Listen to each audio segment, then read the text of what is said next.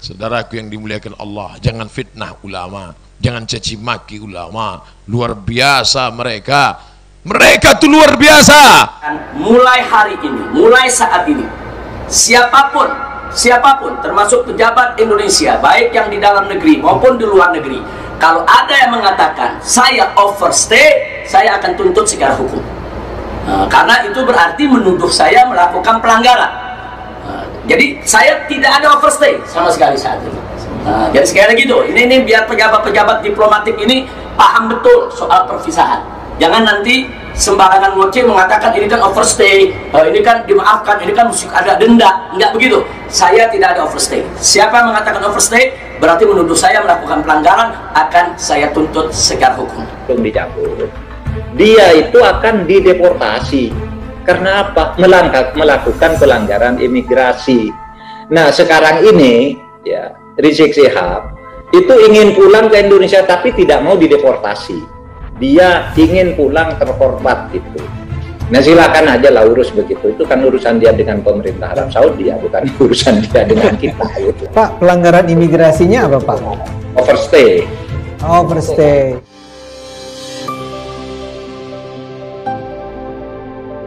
Diangkat jadi menteri agama. Apa yang terjadi?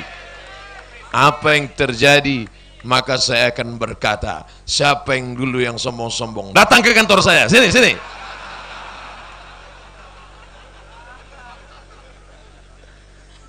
Sungguh tak layak menyebut nama mereka karena akhlak mereka yang luar biasa. Ketika Syekh Muhammad Mutawalli Asy-Sya'rawi pertama kali menjadi menteri, apa yang dilakukannya? Mengganti kursi busa lembut dengan kursi rotan. Heran semua orang. Biasanya orang kursi rotan diganti kursi lembut. Kenapa kursi itu diganti, Syekh? Aku tak biasa duduk di kursi yang lembut, aku terbiasa duduk di kursi rotan. Muncul fitnah. Sya'rawi mau jadi menteri karena gaji menteri yang luar biasa. Akhirnya Syekh Muhammad Mutawalli Sya'rawi menunjukkan slip gaji.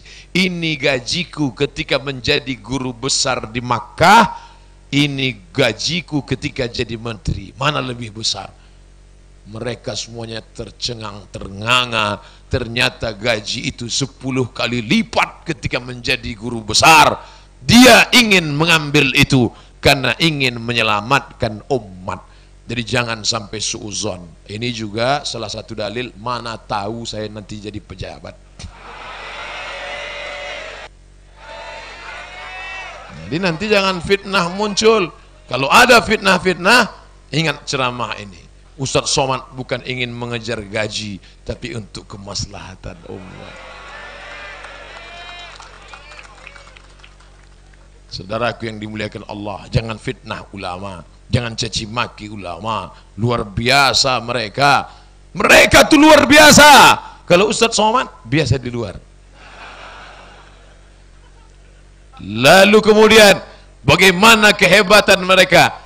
Ulama-ulama itu tak pernah suaranya keras dan kasar. Suatu ketika murid-murid karena guru tidak ada, biasalah murid-murid yang agak sedikit nakal memainkan roti. Roti habis dimakan, sisanya sedikit, lempar dikit. Biasa main-main roti. Tiba-tiba Habib Umar bin Hafiz melihat santri main roti. Apakah Habib berkata, hei penghuni neraka jahanam, hei jangan main-main. Habib Umar bin Hafiz mengambil roti itu satu persatu, lalu kemudian dimakannya roti itu. Dengan tenang dimakannya roti itu. Orang yang berjumpa dengan Nabi Muhammad SAW itu, yang mengalir darah Nabi dalamnya. Imam Syafi'i berjalan di atas muka bumi.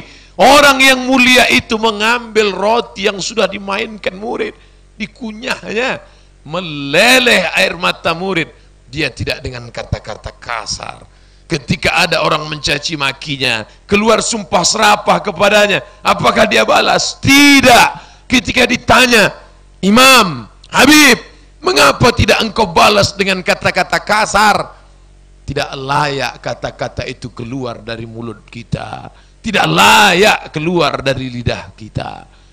Oh, jadi Ustadz Somad tidak membalas caci maki di internet itu karena Ustadz mengikut Habib Umar? Bukan. Kenapa Ustadz tidak balas? Passwordnya saya tak tahu.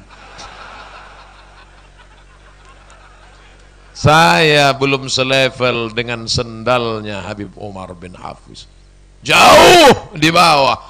Dengan murid-muridnya saja pun tidak setara, apalagi dengan guru yang agung dan mulia. Kita hanya baru bisa semajlis dengan mereka, itu pun ketika berada di depan mereka mulut terkunci tak keluar kata-kata. Kapan itu? Bulan 10 yang lalu di Masjid Istiqlal.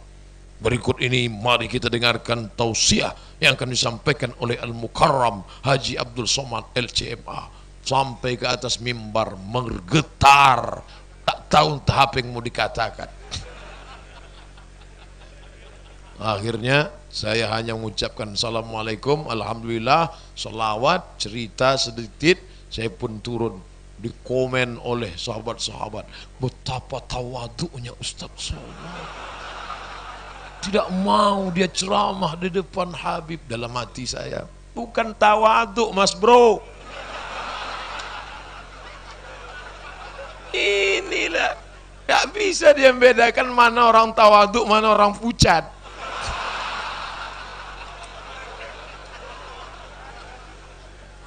Para ulama itu menatap wajahnya saja kita tidak sanggup. Sudah saya siapkan sorban, ada di dalam tas. Nanti kalau jumpa mau cium tangan, salaman, mau minta, sudah dikarang kata-katanya. Mau minta ijazah, Habib mungkin tak minta pasangkan sorban. Sudah diulang, sudah casting di depan kaca. Begitu sampai di depan, hilang semuanya. Akhirnya sorban itu bawa balik. Makanya sampai sekarang belum pakai sorban. Begitulah para ulama, hebah, wibawa mereka. Segan dengan Ustadz Somad. Ada orang segan? Mana ada? Begitu jumpa Ustadz, Ustadz, ada orang segan. 5 kali, foto 5 kali, salam pun tidak.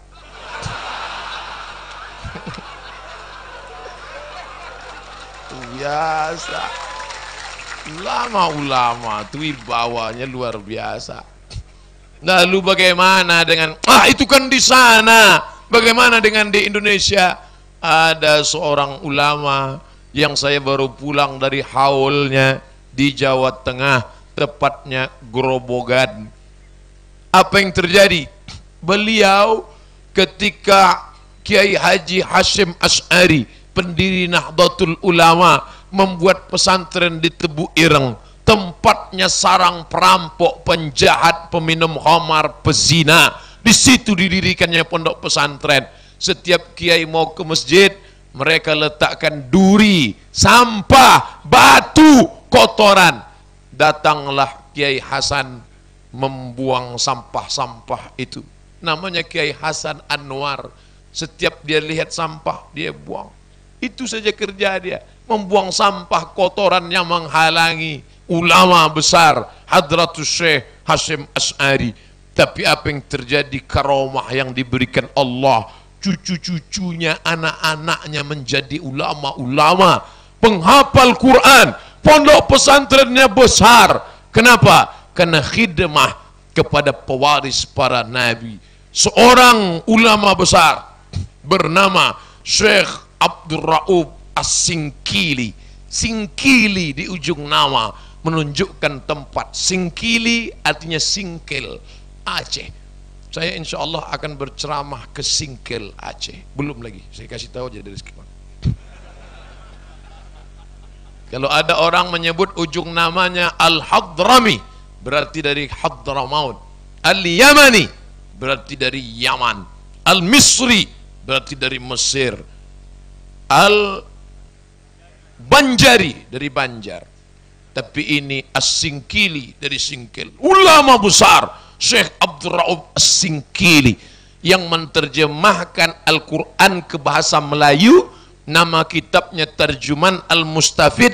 Inilah dia orangnya, Syekh Abdul Rauf As-Singkili. Datang muridnya belajar ke Singkil Aceh.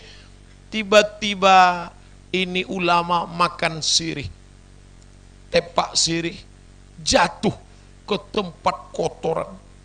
Yang menulis buku ini Hawas Abdullah dari Kalimantan Barat. Buku itu saya baca ketika saya SMP. Jatuh tepak sirih itu ke dalam tempat WC yang kotor dan bau. Murid-murid yang lain begitu nampak jatuh, cabut semuanya. Tapi si Pono murid ini tidak. Dia masuk ke dalam, dia ambil, dia bersihkan, dia cuci dari tempat najis, kotor, bau itu. Setelah itu dia berikan kepada Tuan Guru Syekh Abdul Rauf As-Singkili. Syekh Abdul Rauf, ini ambillah. Apa kata Syekh Abdul Rauf? Muridku, dimanapun kau bicara, maka yang bicara adalah lidahmu, tapi kata-kata yang keluar adalah kata-kata aku. Apa yang terjadi?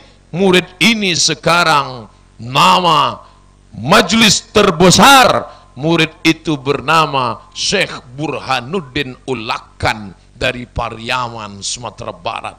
Sampai hari ini ziarah terbesar di Sumatera Barat adalah Basapa hari Rabu pada bulan Safar di makam Syekh Burhanuddin Ulakan.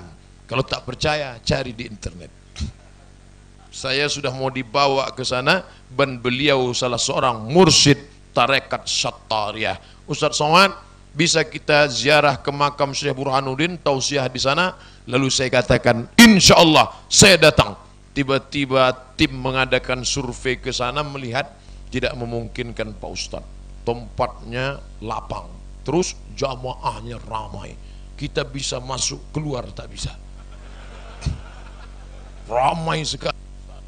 Kalau gitu kita tunda nanti sampai waktu tertentu. Begitulah karomah yang diberikan Allah Ta'ala. Karena kemuliaan dekat bukan dengan Nabi.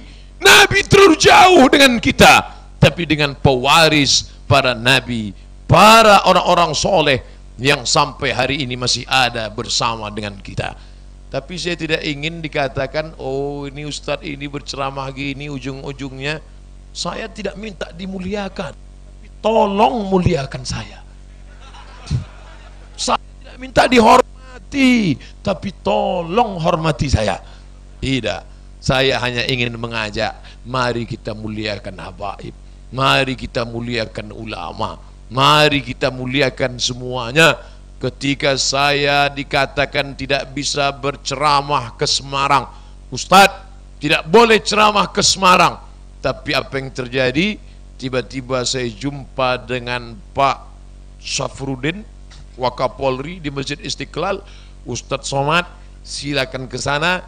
Saya akan telepon Pak Kapolda, Pak Condro Kirono, jalan Ustadz mulus ke sana insyaallah. Begitu saya sampai di airport Semarang, saya turun, bapak-bapak dari kepolisian sudah berbaris, pengamanan 4 baris, polisi, tentara, FPI, pemuda Pancasila. Saya pun jalan, Masya Allah. Dalam hati saya, mudah-mudahan ada yang moto. Karena nggak mungkin saya minta foto kan, nggak mungkin saya bilang foto.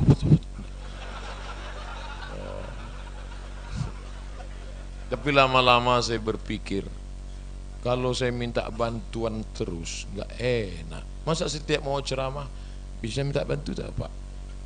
Jadi saya pikir kita ini kan mau ngaji, bukan mau perang, bukan mau show, mau nunjuk-nunjukkan. Jadi kalau gitu gimana? Nah, kalau gitu kalau ada yang ngancam-ngancam, saya ngundurkan diri aja. Nggak boleh datang. Ya nggak apa-apa, lebih selamat. Kalau mau ngotot bisa, tinggal telepon aja. Sombong pula.